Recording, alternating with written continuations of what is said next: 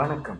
சென்னை மடிப்பாக்கத்தில் உள்ள தனியார் பொறியியல் கல்லூரியில் 3ஆம் ஆண்டு படித்து வரும் மாணவியை கற்பழித்த வழக்கில் அதே கல்லூரியைச் சேர்ந்த 4 மாணவர்கள் விசாரணையின் பெயரில் கைது செய்யப்பட்டனர். பின்பு அவர்கள் தவறு செய்யவில்லை என்று விடுவிக்கப்பட்டனர். அதே 4 மாணவர்கள் வீடு திரும்பவில்லை என்று அவர்களின் பெற்றோர்கள் காவல்துறையினரிடம் புகார் அளித்துள்ளனர். இதனைத் தொடர்ந்து காவல்துறையினரும் அவர்களை தேடி வருகின்றனர். நடந்ததெல்லாம் மறக்க முடியாதுதான். இருந்தாலும் உனக்கு நடந்திருந்தா தெரியும், வாழ்க்கையே முடிஞ்ச மாதிரி இருக்கு. அப்படி இல்லடி, நீ சாதிக்கணும்னு நினச்சது நிறையவே இருக்கு. மனசை தளர விடாத.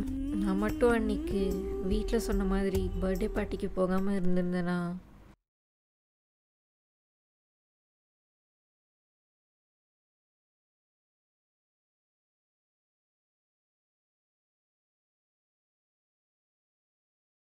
நம்ம கணக்குப்படி இனியோட 7வது நாள். இதுக்கு மேலேயும் டைம் எடுத்தா அப்புறம் புரியுது.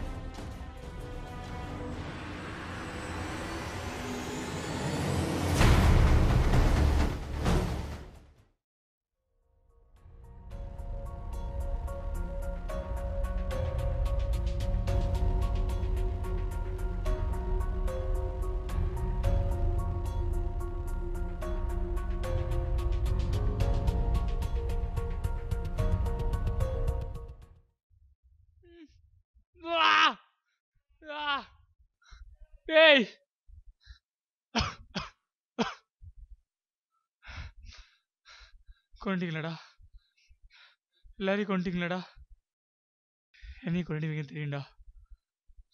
அப்படி என்னடா தப்பு பண்ணிட்டேன்? ஒரு பொண்ணு வாக்கி கெடுத்துட்டு என்ன தப்பா நான் கேட்குறேன்? உன்னை பேசுறது நான் தப்பு.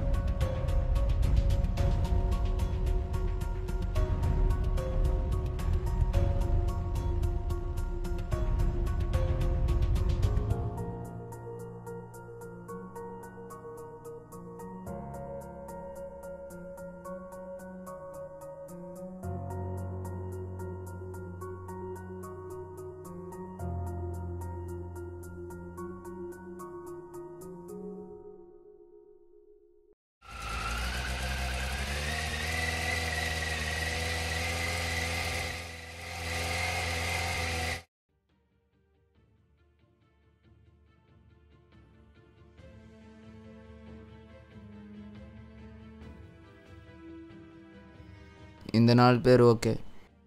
இவங்கள மாதிரி இருக்கா மற்றவங்க? இது வேற தொடக்கம்தான். வா போலாம். வணக்கம். சென்னை வேளச்சேரியில் தனித்து விடப்பட்ட அடுக்குமாடி கட்டிடத்தில் 4 சடலங்கள் கண்டெடுக்கப்பட்டது. அவைகளில் ஒன்று பாதி எரிந்த நிலையில் கண்டெடுக்கப்பட்டது.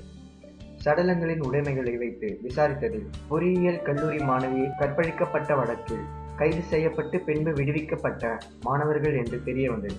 இந்த கொலைகளை யார் செய்தார்கள் என்று காவல்துறையினரும் புலனாய்வுத்துறையினரும் விசாரணை செய்து வருகின்றனர். நன்றி. நியூஸ் தெரியுமா? அந்த பசங்க 4 பேர் தெரியும்.